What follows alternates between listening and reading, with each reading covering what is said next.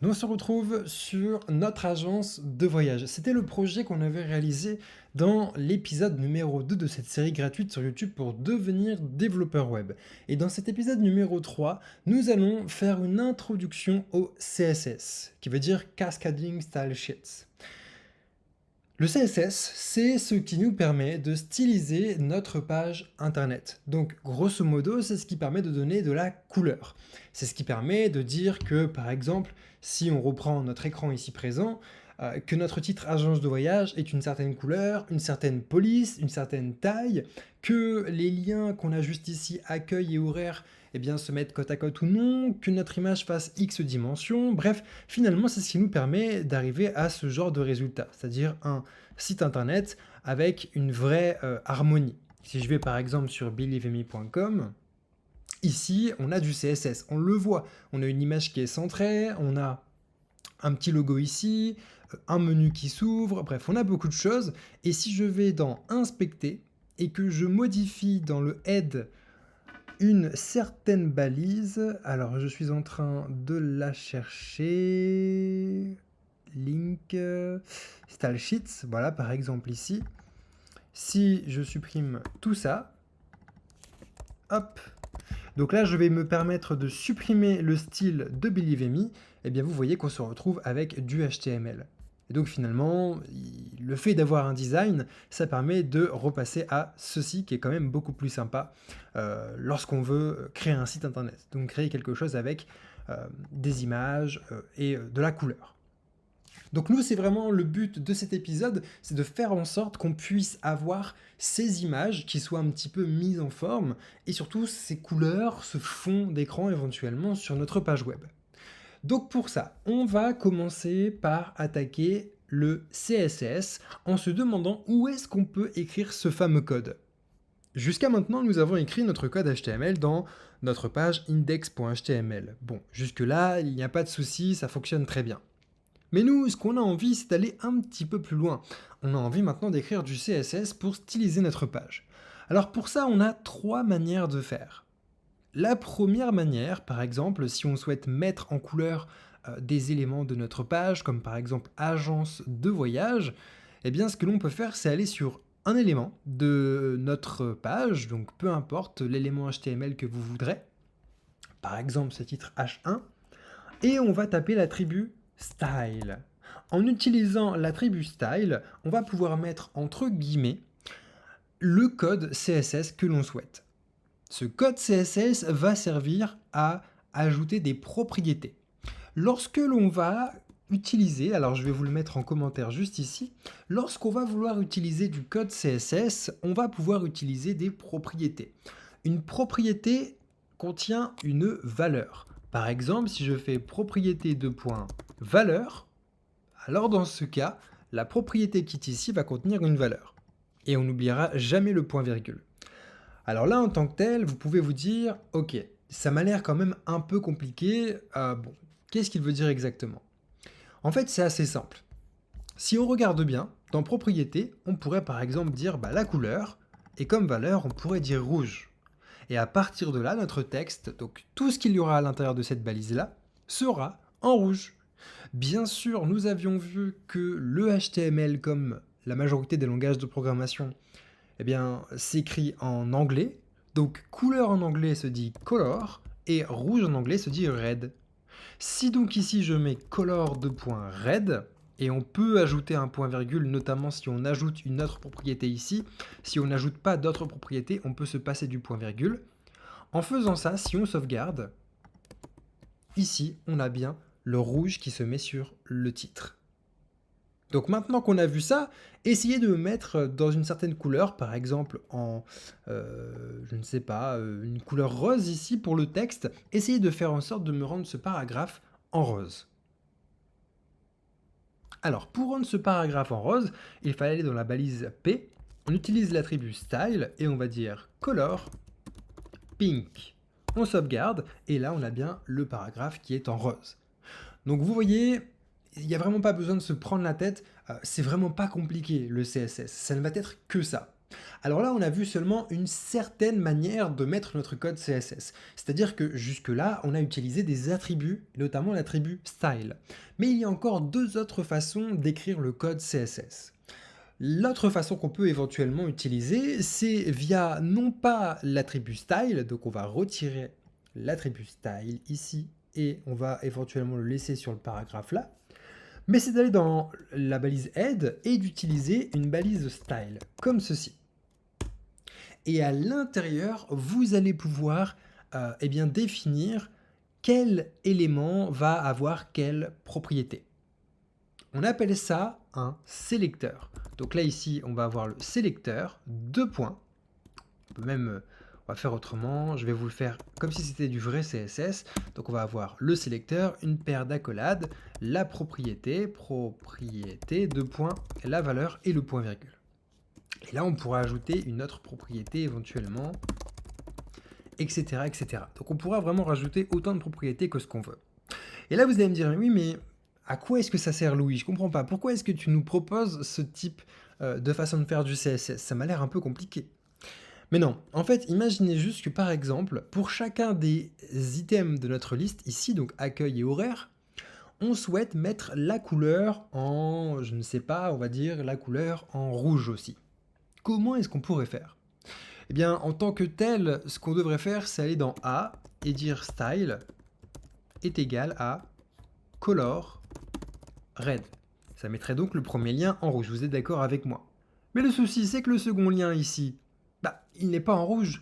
Donc on devrait faire style, de point, égale color red. Ok. En faisant ça, ça fonctionne. Mais il y a un principe fondamental lorsqu'on est développeur, c'est le principe DRI. Et c'est ce qu'on voit en profondeur dans le programme Rocket, qui ne sort qu'une seule fois par an. Ici, c'est une introduction au fait de devenir développeur web. À la fin de cette série, vous aurez créé votre premier site internet. Mais si vous voulez vraiment devenir un vrai développeur web aguerri avec toutes les compétences qu'il faut, eh bien, je vous invite à aller sur programmerocket.com. Mais donc, le principe principal du développeur, c'est DRI pour Don't Repeat Yourself. Et ça veut dire ne te répète pas. Ne te répète pas. Et qu'est-ce qu'on fait exactement ici lorsqu'on regarde nos liens? Eh bien, on se répète. Ici, c'est exactement le même code pour nos deux liens. Donc, nous, ce qu'on va pouvoir faire éventuellement, c'est condenser tout ça. Ici et ici, on va pouvoir retirer les attributs style. On va ouvrir une balise style dans notre balise head et on va pouvoir dire, toutes nos balises A, on va ouvrir une paire d'accolades et là on va dire color red. En faisant ça, je sauvegarde, je peux réactualiser la page si je veux. Vous voyez qu'effectivement, ici on a bien accueil et horaire qui sont de couleur rouge. Voici le but de cette balise style, c'est de faire en sorte qu'on condense les attributs style sur différentes pages. Ça nous permet en quelque sorte d'éviter de nous répéter. Maintenant qu'on a vu tout ça et qu'on a vu effectivement l'intérêt d'utiliser cette balise de style pour ne pas nous répéter, peut-être que certains d'entre vous l'ont vu, mais il y a un autre petit souci qu'on n'a pas encore pris en compte. Si on va sur la page horaire, eh bien là ici, vous êtes d'accord avec moi, accueil et horaire, c'est toujours la couleur par défaut. Si on va sur notre page horaire.html, on voit qu'effectivement, nos balises A n'ont pas d'attribut style, et dans notre balise head, on n'a pas non plus l'attribut style. La balise style, pardon. Alors vous allez me dire, mais oui, mais c'est très simple, on n'a qu'à copier ici et on n'a qu'à coller ici, ça fonctionnera super bien. Effectivement. Maintenant, si demain vous voulez changer la couleur des liens sur chacune des pages de votre site, qu'est-ce que vous allez faire? Eh bien, vous allez vous arracher de patience car vous allez aller sur chaque page et vous allez dire qu'ici, par exemple, ce ne sera pas du rouge, mais ce sera du bleu, donc color blue. Ici, du coup, sur la page horaire, ce sera en rouge, donc vous devrez aussi aller sur horaire.html et vous allez taper blue. Et si vous avez 5000 pages sur votre site, eh bien, vous allez perdre 5000, beaucoup de temps à modifier ces 5000 pages et c'est pas du tout le but. Donc nous, ce qu'on va faire, c'est qu'on va également éviter de se répéter entre nos différentes pages. Car si on regarde bien, ici, on se répète. Et ici, on se répète. Lorsque je vous dis que le principe même des développeurs, c'est DRI, à savoir Don't Repeat Yourself, donc ne te répète pas, ça fonctionne aussi entre plusieurs pages. Donc c'est pour ça qu'on a une troisième manière d'écrire du CSS qui fonctionne super bien et qui, je pense, est la manière que vous allez utiliser dans la majorité de vos sites internet. On va pour ça pouvoir ouvrir notre projet et on va créer un nouveau fichier qu'on va appeler design. Et cette fois-ci, on ne va pas faire du HTML, mais on va faire du CSS. On va donc dire design.css. Et on va appuyer sur Entrée. En faisant ça, maintenant ici, on va expliquer le design pour nos navigateurs de tout notre site. Donc là, par exemple, on va pouvoir dire, très bien, tu sais quoi, tous les liens, tu vas leur mettre une couleur rouge. Alors on va sauvegarder ici notre design.css, on va fermer cette page ce panneau latéral, on va supprimer la balise style ici et également ici. Et là, si on regarde, nos liens ne sont toujours pas en rouge. Comment est-ce que ça se fait ? En fait, un petit peu comme pour l'image qu'on a mis dans l'onglet de notre navigateur, on a besoin de préciser sur chacune de nos pages où aller chercher notre design, où aller chercher notre style, où sont les propriétés qu'on a voulu intégrer pour nos pages. Pour ça, on va également utiliser une balise link. Pourquoi ? Parce qu'on a envie de faire un lien entre plusieurs fichiers. Ici, lorsqu'on faisait un link rel icon, ça voulait dire qu'on voulait faire un lien. Le type de lien, la relation du lien, c'était une icône. Et donc, on pouvait lier le fichier de l'icône à notre page actuelle. Ici, ce sera exactement pareil. Sauf qu'ici, ce ne sera pas une relation de type icône, mais de type style sheet, comme ceci. D'ailleurs, je vous l'ai dit, CSS, ça veut dire Cascading Style Sheet, comme ceci. Donc feuille de style en cascade. Donc maintenant qu'on a fait tout ça, on va devoir préciser où se trouve notre fichier. Pour ça, on va utiliser href, et là, on va dire que ce sera design.css. On peut fermer cette balise, on sauvegarde, et là, on voit qu'effectivement, sur la page d'accueil, là où on a fait notre link rel style sheet, on a bien accueil et horaire qui sont en rouge. Maintenant, si on va sur horaire, c'est toujours en bleu. Donc pour ça, ici, c'est à vous de jouer. Essayez de me faire un lien entre ma page actuelle et la page design.css. Pour réussir ceci, il fallait donc utiliser la balise link. Rel, ce sera style sheet. Et href, ce sera design.css. On sauvegarde, et là, c'est également en rouge. Alors là, l'intérêt, c'est que demain, si je veux mettre color en blue, ça le modifie sur ma page d'accueil, mais également sur ma page d'horaire. Donc ça le modifie absolument partout. C'est donc là le grand intérêt de faire ce genre de choses, d'utiliser cette troisième manière de faire du CSS, c'est lorsqu'on souhaite utiliser un design pour plusieurs pages. Alors maintenant qu'on a vu tout ça, parfois on serait tenté de commenter également notre CSS. On a vu comment est-ce qu'on faisait pour commenter notre code HTML. Donc c'était un chevron ouvrant, un point d'exclamation, un petit tiret, suivi d'un petit tiret, un chevron fermant. Mais pour le CSS, on ne l'a pas encore vu. On ne sait pas vraiment la manière qu'on pourrait utiliser pour commenter notre code CSS.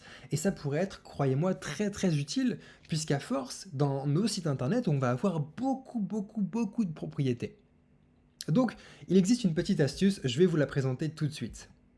Pour ça, ce que l'on pourrait faire, c'est aller tout en haut, juste ici. Il suffit d'avoir un slash suivi d'une étoile, et une étoile suivie d'un slash pour mettre un commentaire avec le CSS. C'est quelque chose de très intéressant, notamment ici parce qu'on peut dire que ici nous avons le code et les propriétés qui s'adapteront pour les liens de notre site internet. En faisant ça, vous voyez qu'on a toujours nos liens qui sont rouges. Par contre, si je fais afficher le code source de la page et que je vais dans design.css, vous voyez que le commentaire, comme pour le HTML, est présent. Donc faites attention quand même à ne pas mettre de mot de passe dans les commentaires. Ça peut être très dangereux de le faire. Tout ce que vous mettez en commentaire, dites-vous bien que vos visiteurs peuvent le voir. Alors bien sûr, il y a d'autres technologies qui permettent d'effacer les commentaires, comme le préprocesseur SAS, c'est quelque chose que l'on voit dans le programme Rocket, mais c'est impossible de voir tout ce qu'on voit dans le programme Rocket sur YouTube. Donc SAS, si vous voulez éventuellement l'apprendre, je vous invite à le faire. C'est notamment une des fonctionnalités de SAS, c'est de supprimer les commentaires que l'on met dans notre code. Donc ça peut être plus ou moins intéressant. Là maintenant qu'on a vu tout ça, on aimerait bien mettre en page, mettre en forme notre texte. On a vu comment modifier la couleur, mais ce que l'on peut faire, c'est également mettre en gras, mettre en italique ou encore souligner. Pour ça, on va dire qu'on va vouloir aller toucher les paragraphes. Donc on va dans paragraphe, et encore une fois, enfin on tape en tout cas paragraphe, et encore une fois, pour ajouter un commentaire automatiquement sur Visual Studio Code, sur Mac ce sera Command Shift /, quand sur Windows ce sera Command Shift /. Donc là pour les paragraphes, on va aller sélectionner les balises P. Regardez bien ici, notre paragraphe c'est une balise P. On va pouvoir supprimer l'attribut style, on n'en a plus vraiment besoin. Puis le rose, c'est pas vraiment terrible sur notre site. Et ce que l'on va faire, c'est essayer de mettre en gras notre paragraphe. Alors attention, moi ce que je vous recommande, c'est vraiment de prendre un petit cahier et de noter toutes les propriétés qu'on va voir. On va en voir beaucoup et c'est toujours un peu délicat au début de retenir ces propriétés-là parce qu'il y en a tellement qu'on peut se dire « Waouh, ok, c'est vraiment très complexe, je vais pas y arriver ». En vérité, vous allez voir que c'est d'une simplicité, mais c'est vraiment un jeu d'enfant. Si vous voulez faire quelque chose avec le CSS, il suffit de traduire ce que vous voulez faire en anglais. Bien sûr, c'est un jeu d'enfant si vous connaissez un tout petit peu l'anglais. Si vous ne connaissez pas bien l'anglais, ce n'est pas grave, puisque vous allez pouvoir prendre la propriété HTML, enfin prendre ce que vous voulez faire avec le HTML, essayer de l'imaginer en CSS, par exemple, bah tiens, avec mon HTML, j'aimerais bien mettre mes liens en rouge. Bon. Alors pour mettre un lien en rouge, je vais modifier la couleur. Ok. Bon bah dans ce cas, alors dans mon cahier, j'ai vu, alors pour tout ce qui s'applique au texte, couleur, tiens, alors c'est cette propriété-là. Moi c'est ce que je faisais. Prenez un petit carnet et notez toutes vos propriétés CSS. C'est vraiment très important, ça va beaucoup vous aider. Donc nous, si on a envie de mettre en gras notre texte, on va faire un font, qui veut dire police en anglais, weight, qui veut dire le poids de la police. Et le poids, il faut comprendre que plus on a un poids élevé lorsqu'on parle eh bien, de code HTML ou de CSS ou de police tout simplement, plus on va avoir une police épaisse. Et plus on a une police épaisse, plus on va avoir ce qu'on appelle du gras. Donc là, par exemple, font weight, on peut dire bold. Lorsqu'on met bold, on a bien notre paragraphe qui est en gras. Maintenant, si on veut mettre en italique, alors je vais commenter tout ça d'une autre manière. Alors on peut éventuellement mettre un slash de cette manière pour commenter une propriété. On va faire un font style italique. Et donc là, on va avoir notre paragraphe qui est en italique. Enfin, si on le souhaite, on peut vouloir faire en sorte d'avoir un petit trait de soulignement juste en dessous de notre texte. Un petit peu comme pour ici nos liens. Dans ce cas, on peut faire un texte-decoration et on va mettre underline. Et donc là, on a notre paragraphe avec un trait en dessous de notre texte. L'avantage du CSS, c'est qu'on peut combiner les propriétés ensemble.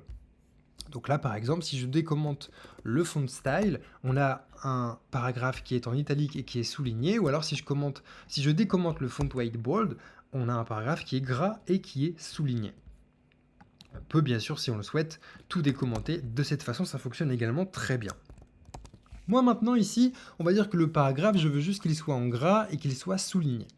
Mais si on regarde un petit peu ce qui se fait au niveau des sites internet généralement, quand on regarde les liens, on voit notamment que sur Google, les liens ne sont pas soulignés. Ils sont éventuellement soulignés lorsqu'on passe la souris au-dessus, ça on apprendra à le faire dans la suite de cet épisode. Mais pour le moment, c'est tout, on n'a pas vraiment sur le site internet les liens qui sont laissés tels quels. C'est-à-dire que par défaut, les liens ont un petit trait en dessous, et nous en tant que développeurs, généralement c'est quelque chose qu'on n'aime pas vraiment. On préfère supprimer ce petit trait en dessous. Donc ce que l'on peut faire, c'est aller dans la balise A qui contient tous nos liens, et on va faire un text decoration, et comme on n'en veut aucun en anglais se dit known, donc on n'a qu'à mettre known. On sauvegarde, et là effectivement, sur nos liens, on a bien le petit trait qui est retiré. Et tout ça, bien sûr, sur toutes les pages de notre site internet, puisqu'on utilise une façon très optimisée d'utiliser le CSS, en factorisant notre code dans un fichier design.css qu'on appelle sur toutes nos pages. Donc voici comment est-ce qu'on peut faire pour mettre en italique, en gras, en souligné et comment retirer éventuellement les petits traits, les traits de soulignement qu'on peut avoir par défaut sur certains éléments. Alors là on est très content, mais vous allez me dire, mais oui, mais moi par exemple, sur le paragraphe qu'on a là, par exemple, bienvenue sur notre agence de voyage, j'ai envie de commenter pas de commenter, mais de mettre en gras agence de voyage et pas le reste du paragraphe. J'ai envie que mon paragraphe, par exemple, soit normal, qu'il soit même pas souligné, mais que agence de voyage, je le mette en gras. Pourquoi pas, c'est votre droit. Et là, vous allez me dire, mais oui, mais alors comment est-ce que je peux faire? Eh bien, il y a des solutions. Ce que l'on peut faire éventuellement, c'est utiliser ce qu'on appelle des classes et ce qu'on appelle des identifiants, des ID. Alors, comment ça fonctionne? Eh bien, je vais vous montrer tout ça. Nous, ce que l'on va vouloir faire, c'est donc aller chercher agence de voyage. Alors, en tant que tel, je suis d'accord, ce que l'on pourrait éventuellement faire, je vais supprimer... Qu'est-ce que je peux faire éventuellement? Bon, je vais supprimer ici tout ce qui appartient au paragraphe. Voilà, donc on retrouve un paragraphe tout à fait normal. Et donc ce que l'on peut faire éventuellement pour mettre en gras, bon bah vous allez me dire c'est tout bête, hein, je vais utiliser la balise bold. De cette manière. Ok, c'est vrai, ça fonctionne très bien. Maintenant, si vous voulez le mettre en gras et que vous voulez également le mettre en, allez, pourquoi pas en rouge. Ah bah là vous êtes bloqué parce que vous ne savez pas vraiment comment faire. Ou alors vous allez me dire bah oui je vais faire B, style, color, red, etc. Ok, très bien, c'est vrai que si vous faites ceci ça fonctionnera. Mais si vous voulez faire la même chose, agence de voyage pour par exemple horaire et pour organiser et pour au Japon par exemple. Bah là vous allez devoir recopier plusieurs fois cette balise bold. Et vous le savez, le principe même fondamental d'un développeur c'est de ne pas se répéter. Donc quand vous vous répétez, vous n'êtes pas dans la bonne direction. C'est pour ça que ce que l'on peut éventuellement faire à la place, c'est utiliser ce qu'on appelle une division avec une classe ou un identifiant. Une division, c'est une balise HTML comme ceci, vous pouvez en mettre autant que ce que vous voulez. Ça ne va pas changer grand-chose à notre petite vie. Ça va juste nous permettre, si vous voulez, d'ajouter des identifiants et des classes et aussi des attributs style éventuellement pour mieux agencer notre site internet. Alors ce qu'il faut savoir, c'est qu'on a deux types d'éléments. On a ce qu'on appelle des divisions et on a ce qu'on appelle des balises span.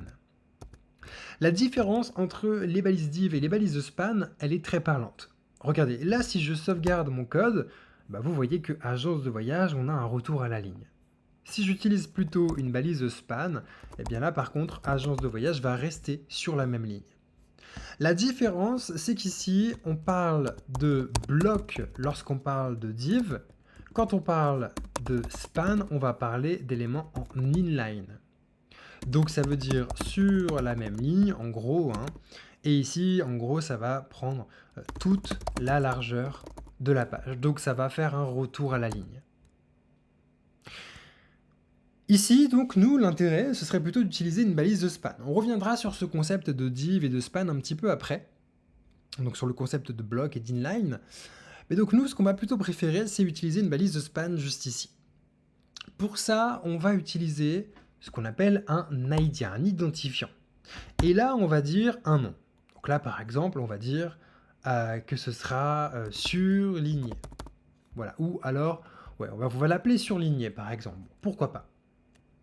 On peut sauvegarder, donc là pour le moment il ne se passe rien, c'est normal. Notre but c'est d'aller récupérer le nom que nous venons de créer. Je vous le rappelle, on a créé ce qu'on appelle un identifiant. Donc le but ici c'est de faire en sorte qu'on puisse récupérer cet identifiant.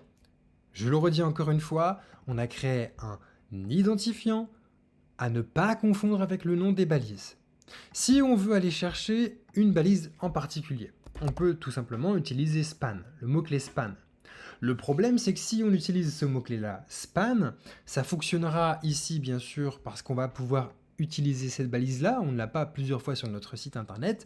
Mais si on a plusieurs balises span sur différentes pages de notre site, on va aller sélectionner toutes les balises de span. Et c'est pas vraiment ce qu'on veut. Nous, on veut juste aller sélectionner la balise de spam qui englobe agence de voyage. Du coup, donc, ce que l'on va faire, c'est aller récupérer le nom surligné. Pour récupérer un ID, on va devoir mettre un dièse suivi du nom que l'on a donné. Donc nous, on a appelé ça surligné. Maintenant, en faisant ça, ça fonctionne comme n'importe quel élément qu'on a été sélectionné.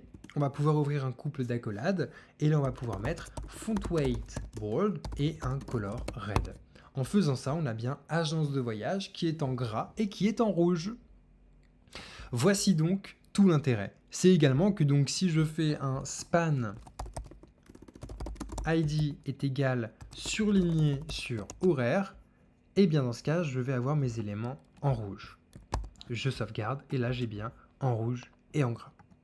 Et donc l'intérêt, c'est que si du jour au lendemain, tous les éléments surlignés de mon site internet, je veux changer leur style, par exemple, je ne veux pas le mettre en bold, je veux plutôt le mettre en italique, eh bien je peux le faire ici. Alors là, en tant que tel, ça fonctionne. Néanmoins, nous ne sommes pas dans les bonnes recommandations du W3C. Le W3C, nous l'avons vu ensemble, c'est un organisme de standardisation qui fait des recommandations pour faire en sorte que nos sites internet s'affichent sur le maximum de navigateurs, d'appareils et surtout qu'ils s'affichent de manière optimisée, que le code soit optimisé et qu'on utilise les normes qui existent dans les langages de programmation pour le développement web. Là, ce que l'on a fait n'est pas terrible. Pourquoi ? Parce que je vous ai dit que j'allais vous faire découvrir ce qu'on appelle des ID, donc des identifiants et des classes. Pour le moment, nous n'avons utilisé qu'un seul ID, qu'un seul identifiant. Ok, très bien. On n'a pas encore utilisé les classes. Alors vous allez me dire, mais Louis-Nicolas, je ne comprends pas où tu veux en venir. Eh bien en fait, il y a une règle qui existe avec les ID et les classes. Un ID, c'est seulement un seul par page du même nom. On ne doit pas utiliser plusieurs fois le même ID sur une même page. Ce qui veut dire qu'ici, on peut tout à fait utiliser surligné pour agence de voyage et surligné, on peut l'utiliser également sur notre page horaire, mais on ne peut pas utiliser deux fois l'identifiant surligné sur la même page parce que ce n'est pas aux normes du W3C. Ce que l'on peut faire à la place, c'est non pas utiliser un identifiant, mais utiliser une classe. Pour ça, plutôt qu'ID, je vais utiliser classe, je sauvegarde. Là, d'un coup, vous voyez qu'effectivement, on n'a plus du tout notre texte qui est en rouge et en gras, puisqu'on utilise une classe. Donc là, c'est plusieurs par page du même nom. Mais là, on rentre dans les règles. C'est-à-dire que là, maintenant, on ne va pas utiliser un ID, donc ce ne sera pas un dièse, mais puisqu'on va utiliser une classe, ce sera un point. On sauvegarde, et là, on retrouve effectivement nos éléments qui sont bien en gras et en rouge. Et là, par contre, on rentre dans les règles.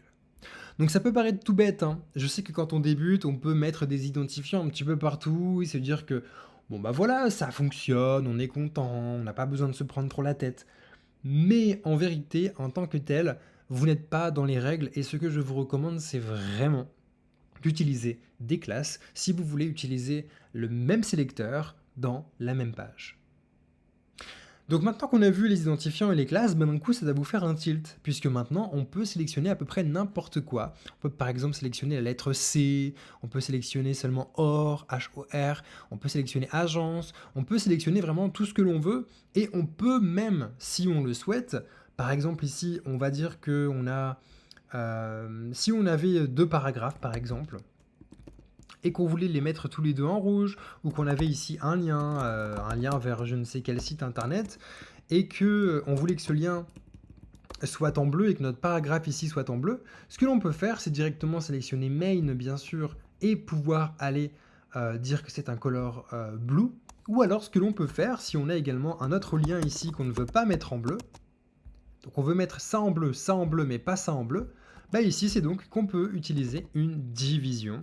Alors, je vous recommande de ne pas utiliser de balise de span car ça va tout mettre côte à côte. Nous, on veut bien sûr que notre paragraphe soit...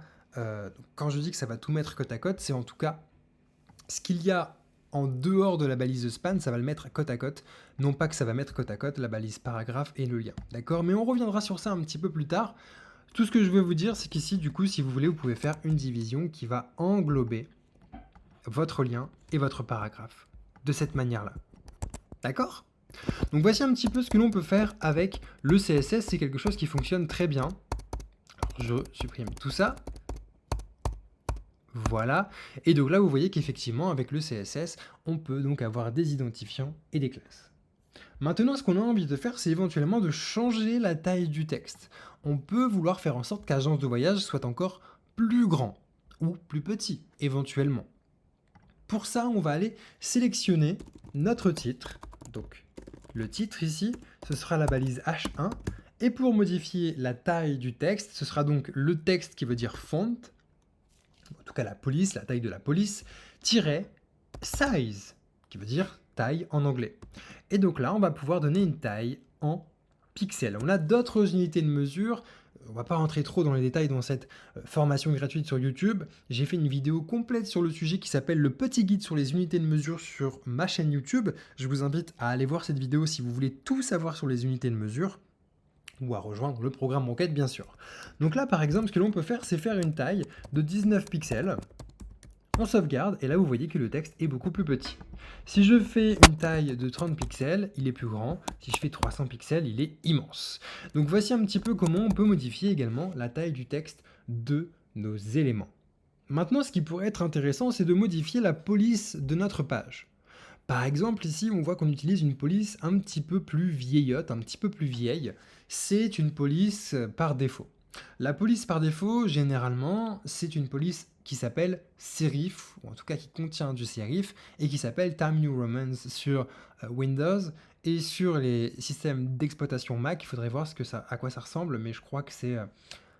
j'ai plus le nom en tant que tel, mais c'est une police serif également. La police serif, elle est au contraire des polices un petit peu plus modernes sans serif que l'on voit juste ici, avec des petits empattements. On voit ici par exemple un petit empattement sur le G, on voit des petites courbes un petit peu partout. Bref, c'est une police un petit peu plus moderne, la police sans serif, comparée à la police serif. Donc, ce que l'on peut faire, c'est dire que sur tout notre site internet, on va utiliser une police Arial, par exemple, qui est la police la plus utilisée dans le monde.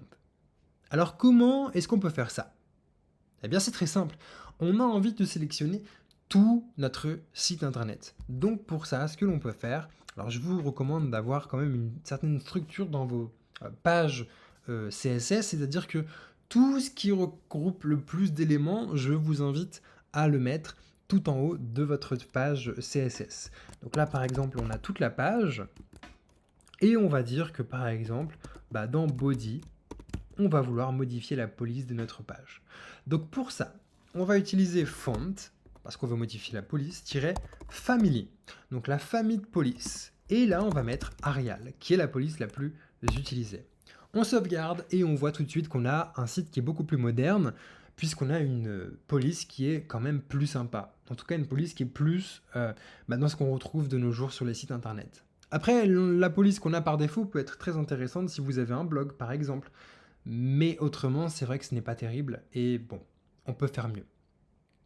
Alors maintenant, il y a quelque chose que j'ai envie de vous montrer avec cette petite police font family, c'est qu'on peut également, si on le souhaite, donner plusieurs polices par défaut. C'est-à-dire qu'on peut très bien avoir une police, et puis si cette police n'est pas disponible sur l'ordinateur de notre utilisateur, alors dans ce cas, on va vouloir utiliser une autre police. Et vous allez voir que ça va être très intéressant, notamment lorsque je vais vous apprendre tout de suite après à ajouter une police personnalisée. Nous, ce que l'on peut faire, c'est par exemple dire que si on n'a pas d'Arial, on a envie d'avoir une police sans serif.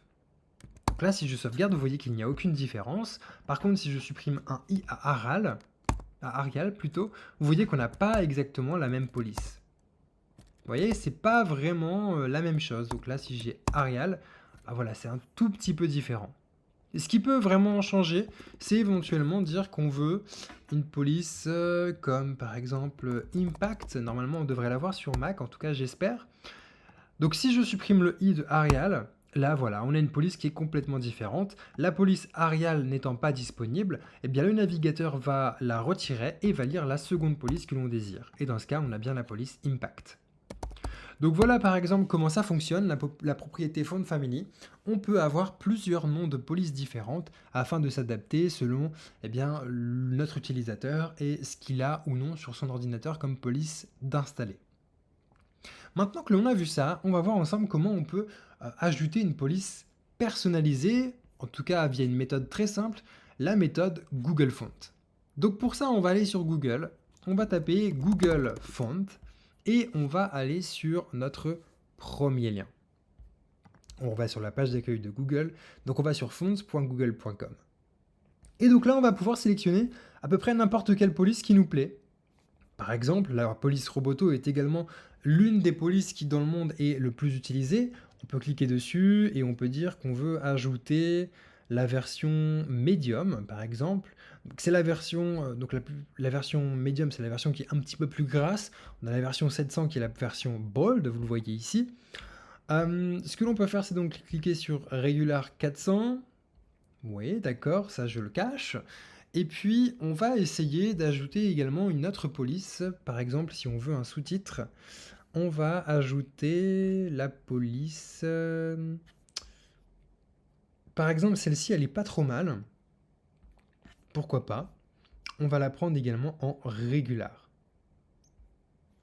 Et on va prendre la bold également. Et on va retourner sur Roboto et on va prendre la bold également. Bold 700 pour Roboto, italique. Et voilà, là on est bon. Donc maintenant on clique sur View Selected Families. Donc là j'ai bien Roboto en 400, 700, 700 italique. Donc en régular, en bold et en bold. Et d'ailleurs quelque chose que je ne vous avais pas montré, c'est qu'ici quand on fait un font weight bold, si vous mettez 700 vous aurez exactement le même résultat, d'accord, pour surligner. Si vous mettez 300 vous aurez une police plus légère. Et si vous mettez 800, vous aurez encore plus que gras. En tout cas, ça dépend des polices que vous utilisez, mais selon les polices, vous pourrez avoir plusieurs types, vous pourrez avoir plusieurs types de gras. Ok, donc là maintenant qu'on a vu tout ça, on peut utiliser la balise link que l'on a juste ici. Donc pour ça, on va copier cette balise link et on va la coller tout en haut dans index.html. On va coller notre balise. Donc, tout ça, on va le réagencer.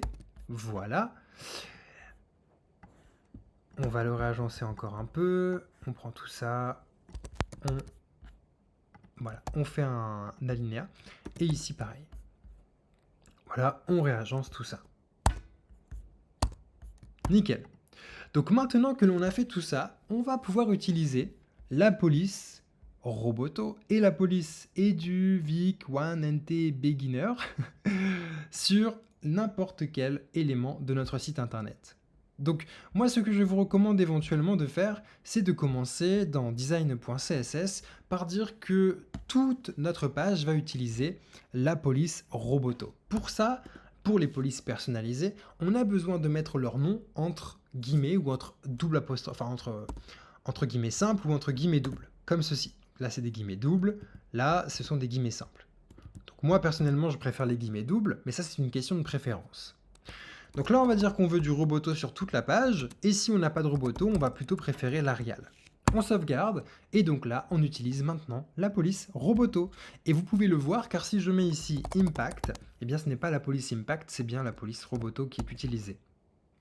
Maintenant, ce que l'on peut faire, c'est faire un sous-titre, par exemple ici, en dessous de Agence de voyage, on peut faire un sous-titre, on va dire par exemple que ce sera une balise, on peut faire un paragraphe, mais c'est pas terrible, on va faire une division plutôt, div.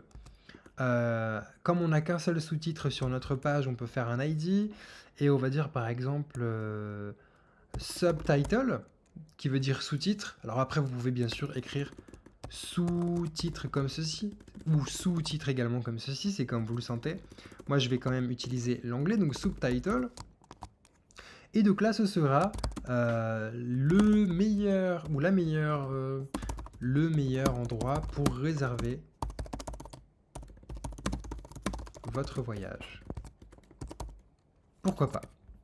On sauvegarde, et donc là, comme vous pouvez le voir, j'ai utilisé une division, donc une balise div, et non pas une balise span, car je ne veux pas que mon texte, même s'il ne le sera pas, car la balise H1 est une balise de type bloc, je vais en revenir tout de suite après dans cet épisode-là, on va pas en parler tout de suite, mais je veux pas que mes éléments soient côte à côte, je veux vraiment que mon sous-titre soit en dessous de mon élément, qui est juste au-dessus, peu importe l'endroit où je l'utilise. Donc c'est pour ça que j'utilise une division.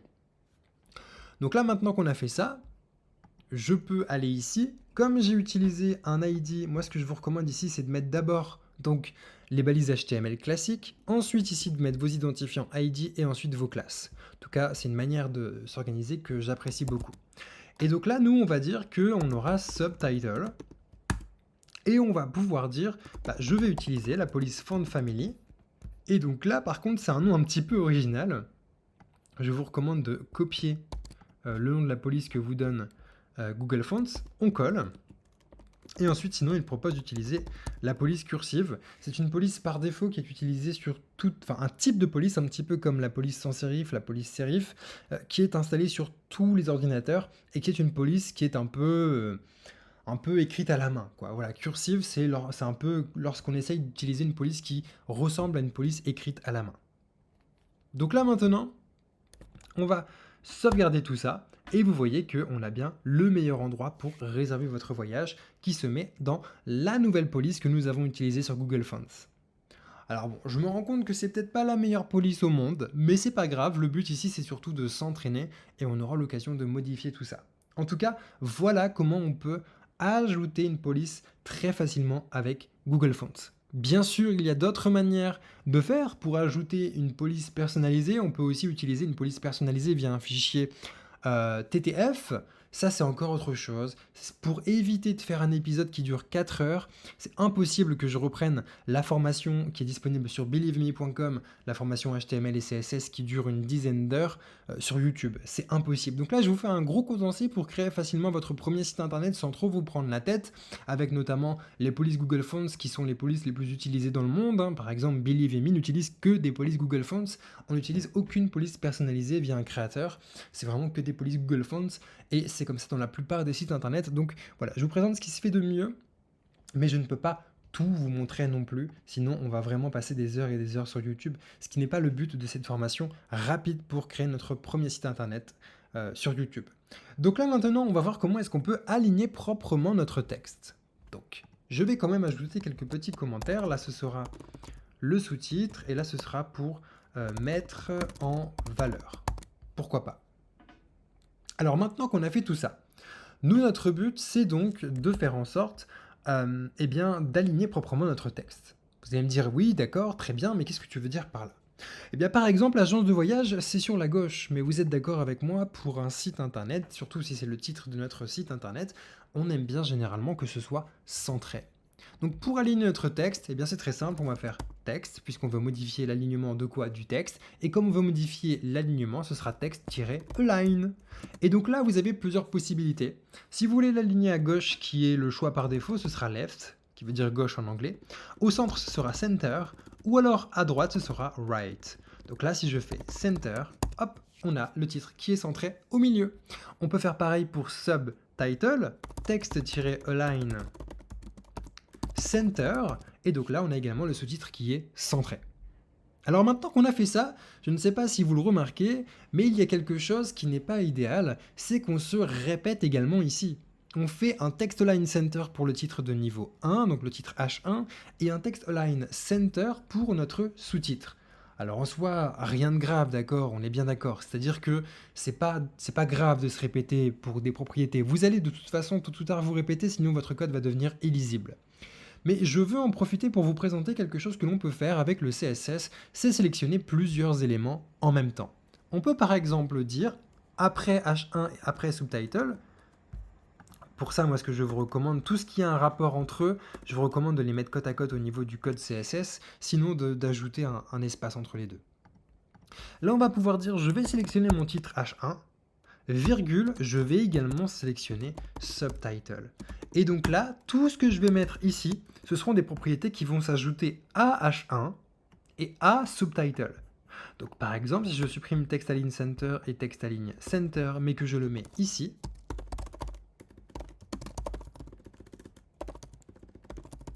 je sauvegarde, et bien j'ai toujours mon titre de niveau 1 qui est centré, mon sous-titre qui est centré, le titre de niveau 1 qui fait 30 pixels, et mon sous-titre qui utilise une police un petit peu spéciale. Alors maintenant qu'on a vu tout ça, essayez de me modifier via Google Fonts, via une police que vous aimez bien, le titre de notre page. Allez-y, c'est à vous. Alors, ce que l'on peut faire éventuellement, c'est donc d'aller sur Fonts, Google Fonts, donc, et on va utiliser une petite police un peu différente. Donc nous, par exemple, on va essayer avec...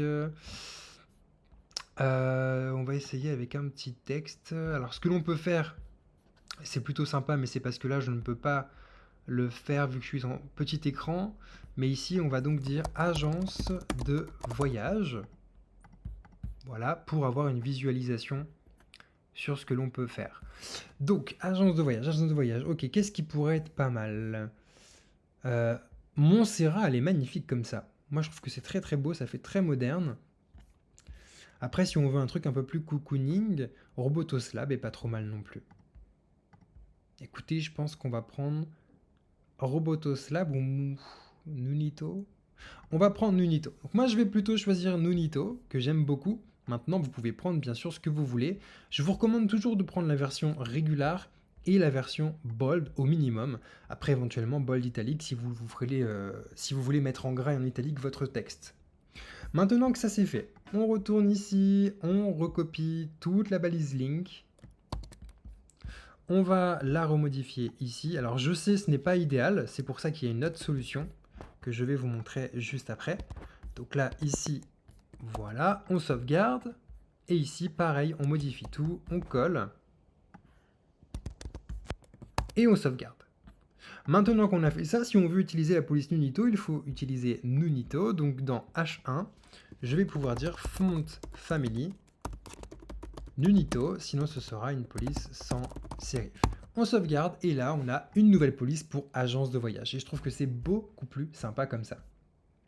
Alors vous l'avez vu, hein, là le désavantage qu'on a, c'est qu'effectivement, si on veut modifier, ajouter une police personnalisée sur Google Fonts, à chaque fois on doit copier-coller la balise link, ce qui n'est pas idéal. C'est pour ça qu'on a une autre solution, c'est d'utiliser @import. @import va nous permettre d'importer une feuille de style CSS dans une feuille de style CSS. Par exemple, si on regarde le lien que nous avons ici dans @import, je vais faire accéder, on a bien une feuille de style CSS avec @fontface qui nous permet donc d'ajouter des polices personnalisées via des fichiers. Ça, c'est la méthode qu'on ne va pas voir ensemble parce qu'elle est un petit peu plus longue à expliquer. C'est quelque chose qu'on voit dans le programme requête et dans la formation HTML et CSS de Billy Vimy. Mais donc, si vous copiez @import, d'accord, on va supprimer les balises link qu'on a juste là. Pour ça, pour aller plus vite, vous pouvez cliquer sur la ligne qui contient, enfin sur les lignes plutôt, qui contiennent votre code et supprimer.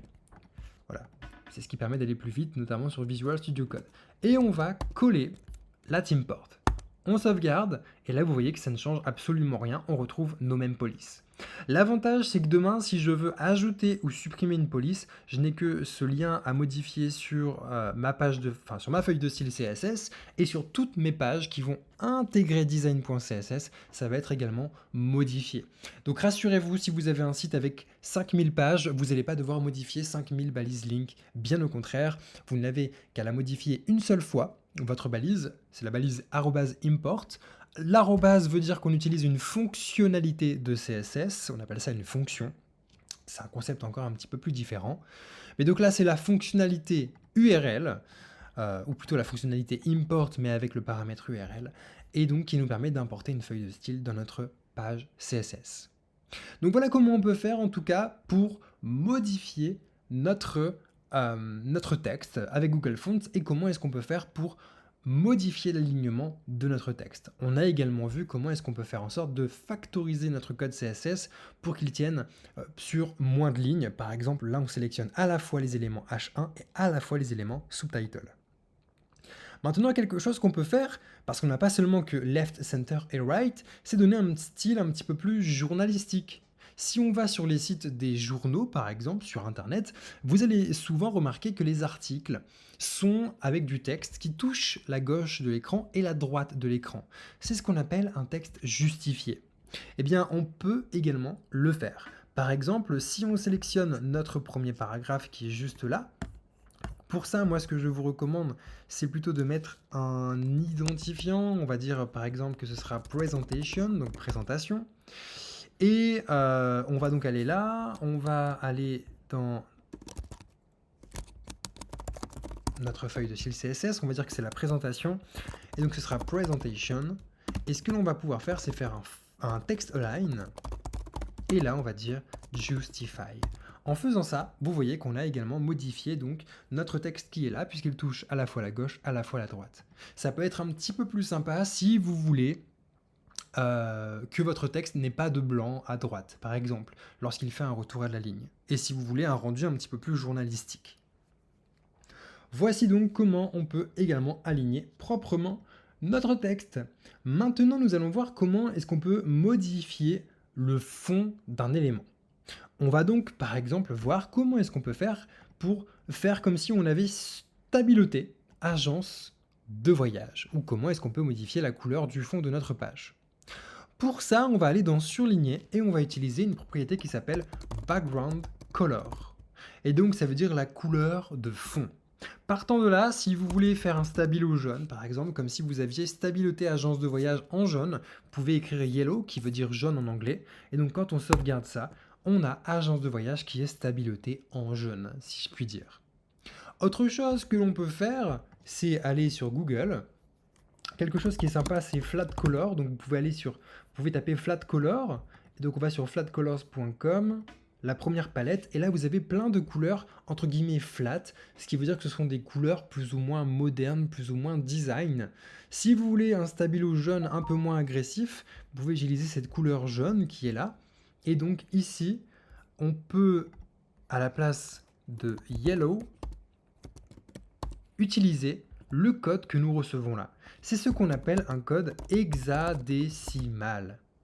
On peut soit donner un nom de couleur, soit donner également un code hexadécimal. Tout comme si on le souhaite, on peut donner un code RGB ou un code RGBA. On va y revenir un petit peu après. Donc là, si je sauvegarde, j'ai quelque chose d'un peu moins agressif au niveau du jaune. Par contre ici, le color, on va plutôt mettre un color white. Et là, ça donne quelque chose de peut-être un petit peu plus sympa. Bon, moi je trouve ça sympa, mais pas non plus ouf. Donc ce que l'on va faire, c'est qu'on va copier éventuellement une couleur rouge et on va modifier le jaune en rouge. Et là, je trouve que c'est encore mieux. Donc je vous disais, on peut avoir également, si on le souhaite, un code hexadécimal, un code RGB, un code RGBA. En fait, je vais vous l'écrire juste ici, ce sera plus simple. Quand vous voulez mettre une couleur, généralement vous avez ces possibilités-là. Soit donner le nom de la couleur, par exemple ça peut être yellow, white, etc. Donc vous faites le nom de la couleur que vous voulez. Soit vous pouvez avoir le code hexadécimal, c'est une couleur qui commence par un dièse et qui se compose généralement de 6 caractères, parfois 3. Alors si vous voulez mettre que du blanc par exemple c'est FFF, que du noir c'est 000. Donc une couleur aléatoire. Ou alors vous avez également la couleur RGB pour rouge, donc red, green, donc vert, et bleu, donc blue. Et selon le mélange, la quantité de rouge, de vert et de bleu que vous allez mettre, ça va vous donner une certaine couleur. Et enfin, vous avez RGBA qui, pareil, c'est rouge, donc red, green, donc vert, blue, donc également le bleu. Mais le A va vous permettre d'ajouter un petit peu de transparence. Donc comment est-ce qu'on peut faire une couleur RGB? Par exemple, si on fait RGB, on va utiliser RGB suivi d'un couple de parenthèses. Et là, on va dire par exemple, ce sera du 0 et du 0. Donc pas de rouge, pas de vert, pas de noir, pas de bleu. Donc cette couleur, ça va donner du noir, puisqu'on n'aura aucune couleur, aucun mélange de couleurs. Si par contre, j'ajoute un petit peu de vert, donc comme ceci, on a un noir un petit peu moins profond. Si je mets 100, par exemple 100 en vert, on a vraiment une couleur un peu plus verte. Sachant qu'on peut aller jusqu'à 255, et là on a un vert fluorescent. Si on mélange ça avec un petit peu de rouge, là on a un mélange entre le rouge et le vert. Alors ça se voit pas trop, mais si je fais 255, 255, donc 250, beaucoup de rouge, beaucoup de vert, on a un mélange des deux, ça fait du jaune. C'est un petit peu comme si on mélangeait de la peinture. Maintenant, quelque chose que je vais vous montrer, c'est également RGBA. RGBA permet donc d'ajouter un petit peu de transparence. Dans ce cas, on prend un 4e paramètre. Et là, c'est une valeur comprise entre 0 et 1, sachant que si vous mettez 1, alors dans ce cas, ça va rendre votre couleur totalement comme si vous n'utilisiez pas finalement le RGBA. Donc on verra votre couleur en pleine couleur vive, si je puis dire. Si vous mettez 0, dans ce cas, c'est comme si vous n'aviez pas mis de fond de couleur, puisqu'on va avoir une transparence totale. Si je mets 0.3, vous voyez que le noir est un petit peu plus transparent. Donc c'est ça l'intérêt finalement de RGBA, c'est de jouer sur la transparence. Et on va voir cette transparence notamment parce que si on prend une couleur par exemple comme ce blanc cassé, c'est un petit gris, pour le fond de notre page, on va aller dans Body, on va faire Background Color suivi de cette couleur hexadécimale. Voilà. je sauvegarde. Vous voyez qu'ici, on a un fond qui est un petit peu plus grisé, c'est un petit peu plus moderne, mais donc là, notre couleur a également un petit peu changé au niveau de notre noir. D'ailleurs, par la même occasion, si je mets, vous allez voir du pink, regardez bien la couleur que vous allez avoir ici. Vous voyez qu'effectivement, on a un noir qui est un peu plus rosé. Donc c'est ça l'intérêt finalement du transparent, c'est de pouvoir superposer notre couleur avec la couleur du fond. Ça peut être également de superposer du texte au-dessus d'une image pour faire en sorte qu'on dissocie bien le texte de l'image. Bon, nous ici, on va repartir sur notre couleur marron, donc on va remettre notre code hexadécimal. Donc maintenant qu'on a vu tout ça, on a vu comment modifier donc la couleur de fond de notre page, on a vu comment jouer un petit peu avec la transparence avec le RGBA. Et bien ce que j'ai envie aussi de vous montrer, c'est qu'on peut ajouter une image en fond d'écran. Alors, à quoi ça va servir? Ben alors, c'est vrai que ça va pas être terrible, hein, je vous le dis tout de suite, ou alors ça peut être sympa, mais il va nous falloir un petit peu plus de connaissances en CSS. C'est-à-dire qu'éventuellement, on peut vouloir ajouter un petit motif. Alors, on va aller sur Google et on va taper motif background. Donc, motif de fond de page, par exemple. Si vous voulez utiliser par exemple, je ne sais pas quel motif on pourrait utiliser, ceci, ça peut être plus ou moins sympa, encore que sur du texte noir, ça va pas être magnifique. On peut utiliser un petit motif qui se répète, un peu sympa. Bon, vous savez quoi, on va pas se prendre la tête. Alors là, oui, par contre, il y a un petit, on va dire, motif background Japon. Est-ce qu'on a un petit motif sympa? Bah oui, là, on a un petit motif sympa. Là, par exemple, ici, on peut copier cette image. Donc, copier l'adresse de l'image, pourquoi pas. Et ce que l'on va faire, c'est qu'on va faire répéter cette image sur l'ensemble de notre page. Donc, pour ça, on ne va pas utiliser background color. Ce que l'on va faire, c'est utiliser background image, deux points. Et là, on va utiliser URL, un petit peu comme lorsqu'on faisait un import, et on va coller le lien vers notre image. De la même manière, si vous aviez téléchargé votre image, eh bien, par rapport à votre fichier design.css, ici par exemple, on aurait été dans pictures/background.png. D'accord? Donc c'est selon ce que vous voulez. Nous, on va faire ça. Et là, vous voyez que sur l'ensemble de notre page, on a effectivement un motif qui se répète à chaque fois. Si j'agrandis, on a bien le motif un petit peu japonais qui se répète sur notre page. Donc voilà à quoi ça sert, voilà comment on peut faire un background image. De la même manière, on peut vouloir, par exemple, que la taille de notre image, que notre image, pour commencer, ne se répète pas. Car là, on voit que notre image se répète partout sur le fond de notre écran. Ce n'est pas quelque chose qu'on veut forcément tout le temps. Donc ce que l'on peut faire, c'est faire un background repeat. Est-ce que j'ai mis un point virgule? Non, j'ai oublié mon point virgule. Et là, je vais faire no repeat. Donc, je ne veux pas de répétition de mon background. Et là, vous voyez que mon image ne se répète pas. Si, par exemple, je mets mon site en grand, eh bien, mon image ne s'affiche que tout en haut. Alors là, ça fait un petit peu bizarre, hein, parce que je suis en 175%. Mais sinon, c'est vrai que vous, votre site, il ressemble plutôt à ça, quoi. D'accord? Ok, on va agrandir la page. Maintenant, si on veut que notre image se répète uniquement de gauche à droite, pour ça, on peut faire un repeat, sachant que de gauche à droite, c'est l'axe des abscisses. Donc attention, je vais vous redonner des cours de mathématiques. Non, je rigole. C'est X, c'est l'axe X. Donc si je fais repeat X, si je ragrandis mon site internet, juste là, on voit que mon image se répète uniquement de gauche à droite. Si vous faites repeat Y, eh bien ce sera de haut en bas, mais pas de gauche à droite. Donc nous, éventuellement, ce que l'on peut faire, c'est repeat X. Comme ça, on va faire quelque chose d'assez sympa pour notre header. Donc on va essayer de modifier le background image et le background repeat dans notre header. On va pour ce faire sélectionner la balise header qui est notre en-tête.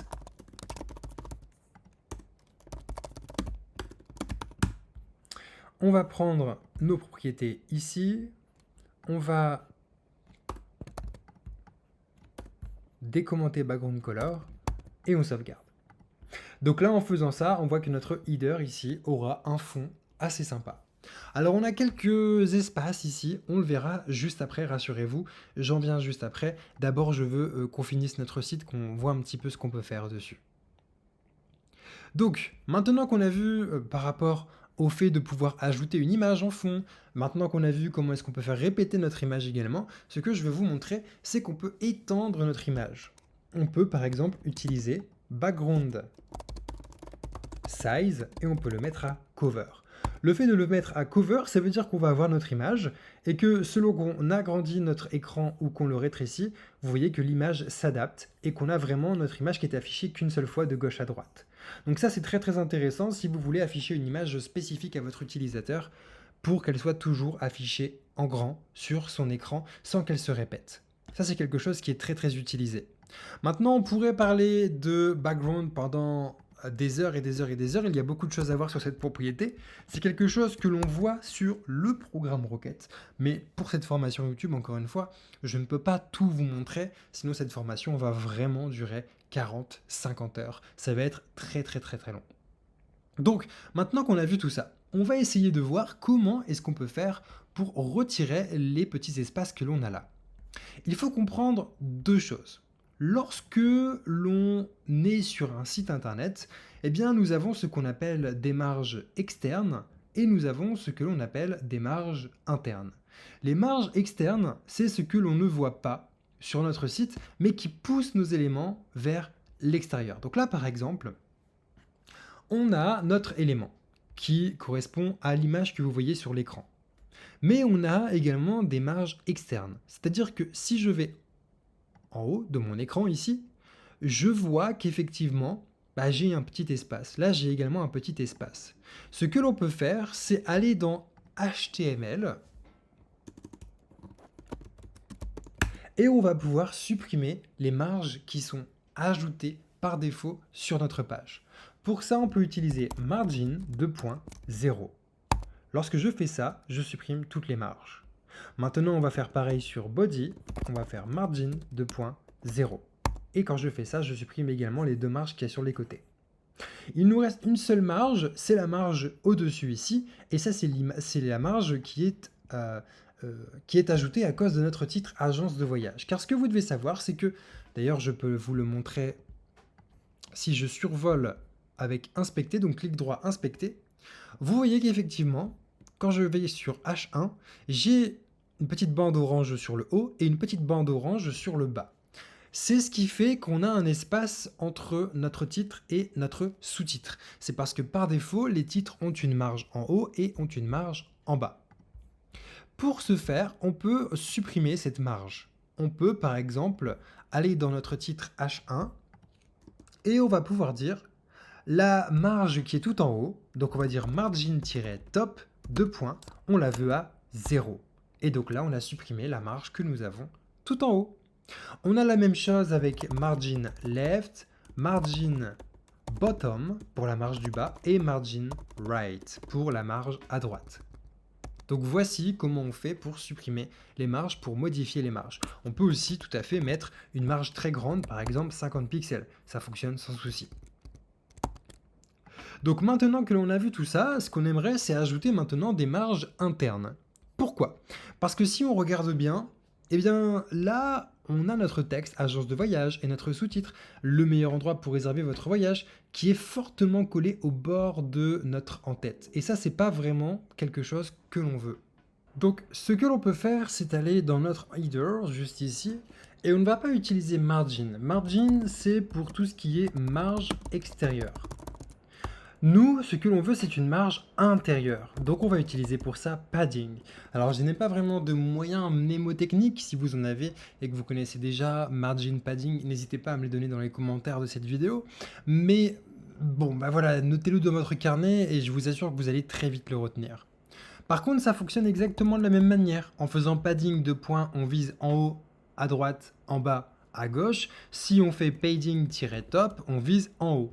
Donc si on fait padding top 10 pixels, eh bien vous voyez que là on a une petite marge qui s'est ajoutée. Si on fait maintenant par rapport à notre header, un padding bottom également de 10 pixels, eh bien là, voilà, vous voyez que notre texte est un peu plus décalé. Alors on a un petit souci par contre, c'est qu'on a oublié le M. Voilà, là notre texte est un peu plus décalé par rapport au bord de notre en-tête. Alors moi j'aime bien tout ça, par contre je trouve que la marge pour notre titre H1 est un peu grande.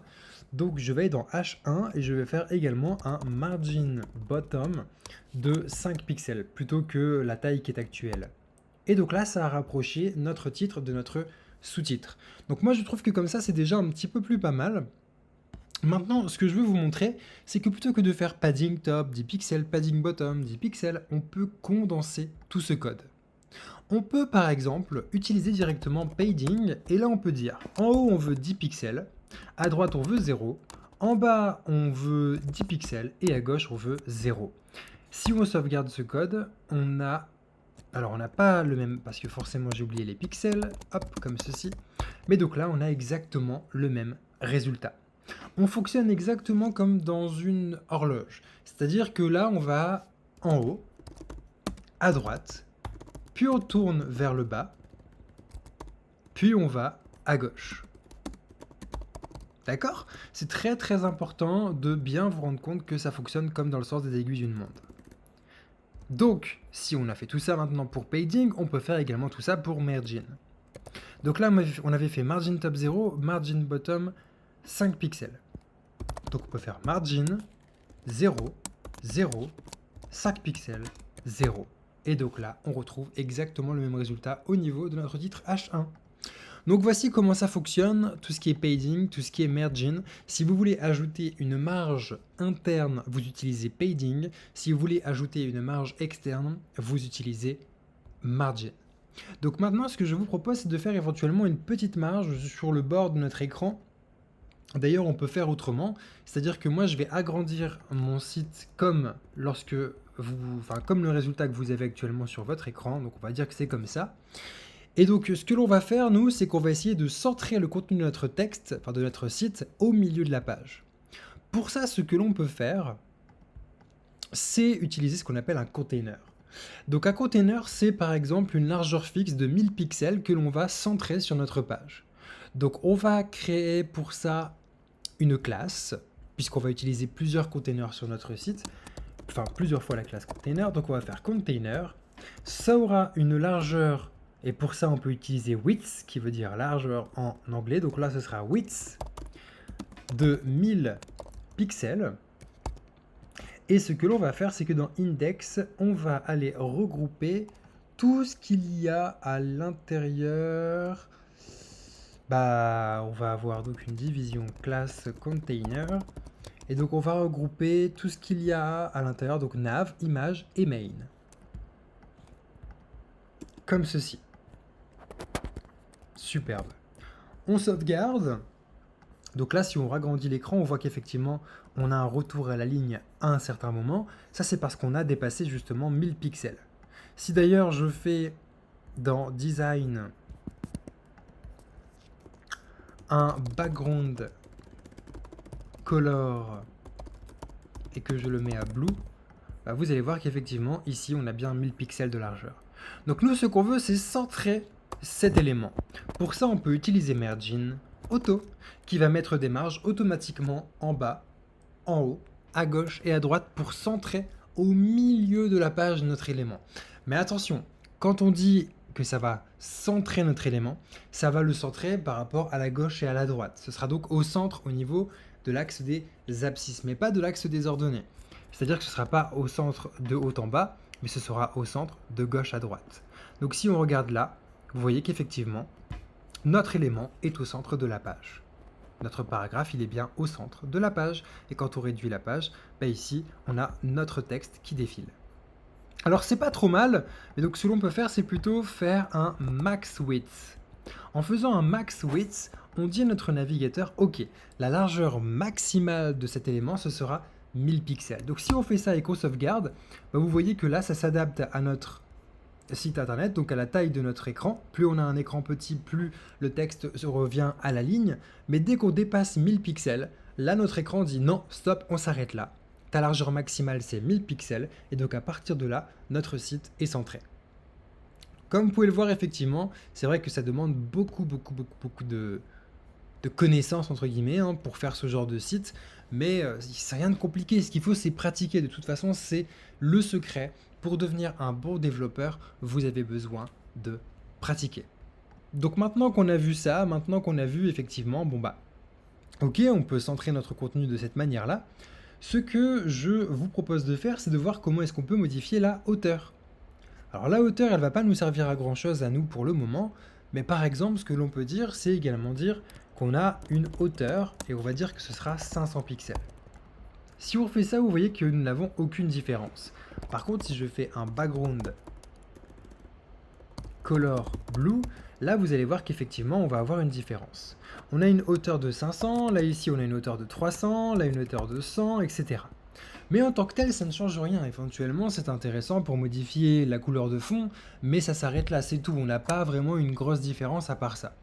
Donc ce que l'on peut faire, nous, c'est dire que, ok, si notre texte dépasse de notre élément, ou notre image, ou peu importe, on le cache. Et pour ça, on va pouvoir utiliser la propriété overflow. La propriété overflow, on peut la passer à hidden. Lorsqu'on passe la propriété overflow à hidden, alors tous les éléments qui dépassent de notre bloc sont cachés. Et vous le voyez là, effectivement, c'est caché. Il est également possible de préciser scroll, et dans ce cas, les éléments à l'intérieur seront scrollables, c'est-à-dire qu'on aura une petite barre de défilement sur la droite si les éléments ne sont pas assez petits pour rentrer dans leurs parents, donc dans la division dans laquelle ils sont. Bon, tout ça, ce n'est pas très nécessaire pour nous. Voilà, notre but, c'est juste de centrer notre page. Et c'est exactement ce que nous avons fait ici. C'était le but de tout ça, de toute façon. Bon, maintenant qu'on a vu tout ça, ce que l'on peut faire, c'est éventuellement styliser notre barre de navigation. Et c'est là qu'on va pouvoir parler des éléments bloc et des éléments inline. Alors, on va aller dans la petite liste UL. Donc, on va taper UL. Et moi, ce que je vous recommande de faire, parce que, donc on va aller pour ça dans nos balises HTML qui sont là. Moi, ce que je vous recommande de faire, c'est que si on sélectionne directement UL en tant que tel, donc unordered list, le souci c'est qu'on va sélectionner toutes nos listes UL sur notre site internet et ça, c'est pas vraiment ce que l'on veut. Donc ce que l'on peut faire, c'est préciser, on veut la liste UL dans la balise nav. Pour ça, on va dire, ok, dans la balise nav, je veux UL. Et voilà, de cette manière, vous allez sélectionner toutes les listes non ordonnées qui sont dans une balise nav. Nous, pour le coup, on n'en a qu'une seule. D'ailleurs, dans horaire.html, on a notre liste non ordonnée également dans la balise nav, donc ça fonctionne bien. Là, nous, on veut retirer les petits points qu'on a sur le côté pour mettre nos liens côte à côte, un petit peu comme ce qu'on a sur Google finalement. Ici, on a bien nos liens côte à côte. Donc, on va faire list-style-type known. On sauvegarde et là, on supprime donc la liste à puces qu'il y a à côté. Maintenant, le padding left, on veut le mettre à 0. On ne veut aucune marge sur le côté. Et ce que l'on veut maintenant, c'est que nos éléments soient côte à côte. Le problème, c'est que la balise li se comporte comme un élément de type bloc. Et vous allez le constater, si je fais nav ul li, si je fais un background color red par exemple, vous voyez que ça occupe toute la largeur de la page. Et c'est ça que je veux dire par un élément de type bloc.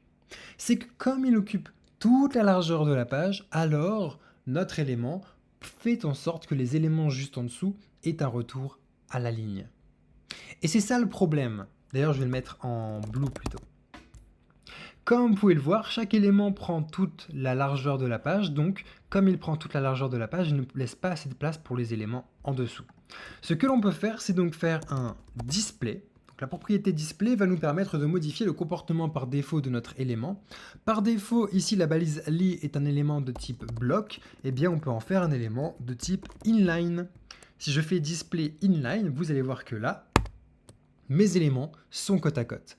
Parce que cette fois-ci, ils ne prennent pas toute la largeur de la page. Cette fois-ci, mes éléments prennent la taille qui correspond à leur texte. Si mon texte accueil occupe par exemple 30 pixels de largeur, alors dans ce cas, mon élément prendra 30 pixels de largeur, ce qui laissera de la place à d'autres éléments pour se coller juste à côté.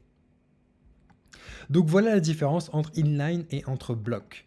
Ce que l'on a également, c'est la propriété, donc la valeur inline block. Et si je fais ça, vous voyez qu'il n'y a aucune différence. Alors, où est-ce que se situe la différence? Je vais vous montrer ça sur nos classes surlignées, donc sur notre classe surlignée.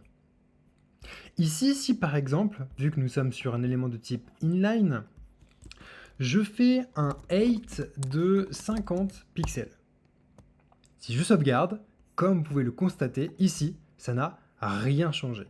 Parce qu'en fait, nos éléments, comme ils sont de type inline, et la balise span étant par défaut en inline, hein, comme la balise div étant par défaut en bloc, eh bien l'auteur est prise en compte, mais elle se superpose au texte que nous avons juste en dessous. Si maintenant je fais un display inline-bloc, que je sauvegarde, là vous voyez qu'effectivement j'ai bien une hauteur de 50 pixels. Car à ce moment-là, je peux modifier la hauteur de mon élément. Maintenant, si je fais un display bloc, là on va carrément retourner à la ligne. Parce que mon élément, certes je vais pouvoir modifier sa hauteur, mais sa largeur ce sera 100% de la page. Donc voici la différence entre inline, inline block et bloc. Donc maintenant qu'on a vu ça, maintenant qu'on a su mettre nos éléments côte à côte, comme ceci, eh bien on va essayer de les espacer un petit peu. Pour ça, ce que l'on peut éventuellement faire, c'est faire pour le moment un padding right qu'on va mettre à 15 pixels.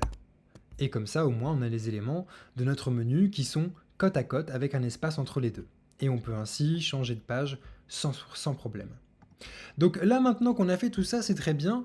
Moi, maintenant, ce que je pense qu'on pourrait faire, c'est carrément copier agence de voyage ici, le coller ici, et on va donc avoir notre barre de navigation là. Ici, on va faire main dans horaire, et là, on va écrire horaire. Voilà, ça permet d'avoir une harmonie dans notre page et d'avoir quelque chose d'un peu plus sympa. Notre barre de navigation, maintenant, on va essayer de la styliser encore un petit peu plus. Donc pour ce faire, on va aller sélectionner nav. Donc tout ça, c'est un rapport entre eux, donc je vais tout coller. Voilà, comme ceci. Là, on va faire un background color et on va utiliser la couleur qu'on avait utilisée juste ici, par exemple, pour surligner.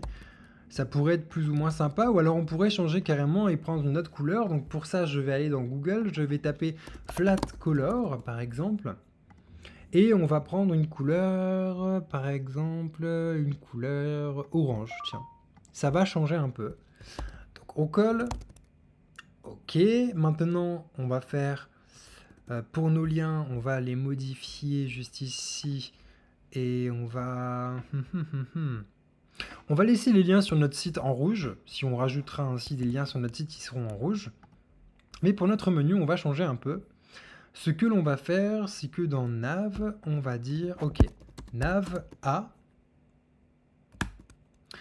Alors dans ce cas, ce sera un color white. Au moins, on va passer nos liens en blanc.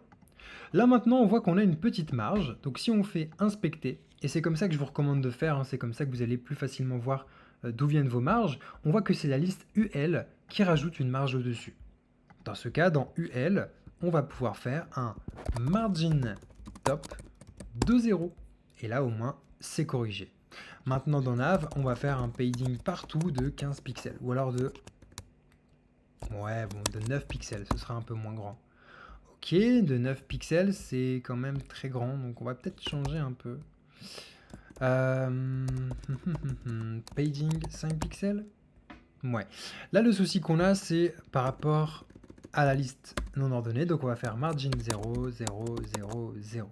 Bon, en fait, un margin 0 partout. On sauvegarde et là, au moins, voilà, on a quelque chose de plus sympa et on peut refaire 9 pixels. Super. Donc là, vous voyez qu'on commence à avoir un site qui est plus ou moins sympa. Bon, ce que l'on veut, nous, c'est que le fond d'écran ici, de notre, donc la couleur de fond de notre barre de navigation soit de gauche à droite, mais que les liens soient bien centrés comme par rapport à notre page ici. Donc pour ce faire, c'est très simple. On va aller dans la barre de navigation qui est là. On va couper ici, on va coller et on va rajouter div class égale container juste là et ici également. De cette manière, ici la balise nav elle va mettre la couleur en orange Et ensuite, on va croiser la classe container qui va centrer notre texte. Si on sauvegarde, ici, on n'a pas de différence. Par contre, si on agrandit, on a bien le menu qui se prolonge, mais le texte qui reste centré. Donc c'est très sympa. Maintenant, il nous reste à faire la même chose pour horaire. Et voilà le travail. Donc là maintenant quand je vais dans horaire, j'ai le même résultat. Superbe. Donc là ça fonctionne bien. Maintenant ce que j'ai envie de voir avec vous, c'est comment faire en sorte que quand on va au-dessus, par exemple d'accueil ou d'horaire, la couleur change. Pour ça c'est très simple, on va parler de ce qu'on parle, on appelle ça des pseudo-classes. Les pseudo-classes, ce sont des petites propriétés qui vont nous permettre de savoir quand l'utilisateur a visité un lien, par exemple, ou quand il a survolé un lien. Et c'est ce que l'on va voir dans cette formation gratuite sur YouTube. Donc là, on va dire par exemple nav a $over. $over sur un élément veut dire quand on survole cet élément-là, on veut appliquer ces propriétés-là. Donc là, nous, on va faire un color, un blanc un peu moins blanc. Donc comme ceci, et maintenant quand on survole horaire, vous voyez que la couleur change un petit peu. C'est vraiment très léger, mais je pense que c'est très bien comme ça. Maintenant, ce que l'on peut faire, c'est donner une durée pour la transition. C'est-à-dire que quand on va passer d'une certaine couleur à une autre, ou d'un texte en gras à un texte qui n'est pas en gras, on va pouvoir définir le temps que ça va mettre. Donc pour ça, dans le over, $over, on va faire transition, et on va vouloir que ça dure par exemple 3 secondes. Quand je fais ça, alors là on va pas voir grand chose, mais ça va prendre 3 secondes pour changer de couleur. Alors on va passer la valeur qui est ici en rouge pour que vous voyez bien. Si je passe la souris au-dessus, ça devient rouge en 3 secondes. Donc voici l'intérêt de cette transition. Nous ici, on va le mettre à 0,4 secondes. Ce sera largement suffisant comme ça. Donc là, on a une barre de navigation qui est plutôt sympa. Ce que je vous propose éventuellement maintenant aussi, c'est de mettre un margin bottom de 10 pixels par exemple, ou 15 pixels, de 15 pixels, afin de décoller notre barre de navigation du contenu de notre page. Et vous voyez que là, déjà, on commence à avoir un site potable, un site qui est vraiment sympa. Donc maintenant qu'on a vu tout ça, qu'on a vu comment est-ce qu'on peut modifier la couleur de fond, comment on peut gérer les marges externes, comment on peut gérer les marges internes, il y a plein d'autres choses que l'on pourrait voir. On pourrait parler par exemple de la position sticky, on pourrait parler de la position relative, absolue, fixe. Ça prendrait beaucoup de temps. Le but ici, c'est d'aller à l'essentiel et d'avoir notre site internet le prêt à l'emploi le plus rapidement possible. Donc ça, on le verra un peu plus tard. On le verra notamment dans le programme Rocket. Là, ce que l'on peut éventuellement faire, c'est parler des bordures. Puisqu'on peut, si on le souhaite, ajouter des bordures sur nos éléments. Donc, pour ajouter des bordures sur nos éléments, on va pouvoir, par exemple, au niveau de notre paragraphe, donc on va aller sur présentation, on va pouvoir préciser border de cette manière. Lorsqu'on fait border 2 points, on peut dire qu'on veut une bordure d'un pixel de type solide et black pour une couleur noire. Et là, on a maintenant une bordure qui s'est ajoutée sur notre site internet. On peut dire qu'on veut une plus grosse bordure, par exemple 4 pixels, et on peut vouloir une couleur différente. On peut dire une couleur RGB, RGBA, hexadécimale. Par exemple, on peut dire une couleur un peu grisâtre, mais là, on voit pas grand-chose du coup. Donc moi, ce que je vous propose éventuellement, c'est de mettre on va reprendre la même couleur un peu rouge. Voilà. On colle. Donc là, on a une bordure qui est plus ou moins sympa. Bon. Il faut savoir qu'on a plusieurs types de bordures. Je vais vous les montrer. On va faire border type. Ce sera beaucoup plus sympa en image. Donc, si on regarde bien cette image-là, est-ce que c'est assez grand? Oui, ça va. On a utilisé le type solide, qui nous permet d'avoir une bordure solide. Mais on a dashed qui nous permet d'avoir des petits traits, on a dotted qui nous permet d'avoir des petits points, double qui nous permet d'avoir 2 bordures, dot dashed qui nous permet d'avoir un mélange des deux, wave, etc., etc., etc. Donc là, par exemple, si on modifie solide par dashed, comme ceci, on a des petits tirets. Si on met dotted, on va avoir des petits points. Et si on met double, alors on va avoir 2 bordures. Moi, vous demanderai juste de faire attention parce que Wave, pour moi, ça n'est plus compatible. On va essayer ça ensemble. Si je fais Wave, ouais. Comme vous pouvez le constater, on n'a pas des bordures en forme de vague. Donc, ce que je vous propose de faire éventuellement, c'est de mettre Dashed, pourquoi pas, ça peut être plus ou moins sympa. Sauf que nous, on va vouloir des bordures, non pas forcément comme ceci, non pas plus ou moins classiques, on va vouloir des bordures arrondies. Et pour ça, on peut utiliser autre chose, on peut utiliser border-radius. Et là, on va pouvoir par exemple mettre 5 pixels, et là, on a des bordures qui sont arrondies. Si on veut des bordures encore plus arrondies, on peut mettre par exemple 50 pixels, et on a vraiment des bordures extrêmement arrondies. Nous, je pense que 10 pixels, ce sera très bien, et qu'on va ajouter un padding de 5 pixels à l'intérieur. Voilà, donc ça nous permet d'avoir un petit texte de bienvenue, un petit texte de présentation plus ou moins sympa sans se prendre trop la tête. Bon, pourquoi pas, on peut rester comme ça. Donc là maintenant qu'on a vu tout ça, on a vu qu'effectivement on peut mettre des bordures, on a vu qu'on peut faire des bordures arrondies, il faut que vous sachiez qu'on peut aussi préciser le type de bordure par côté. C'est-à-dire qu'on peut faire border top, et là on va seulement avoir une bordure en haut. Si je retire le border radius, vous voyez qu'on a un effet très très sympa. Ce genre d'effet est vraiment magnifique, moi j'adore cet effet.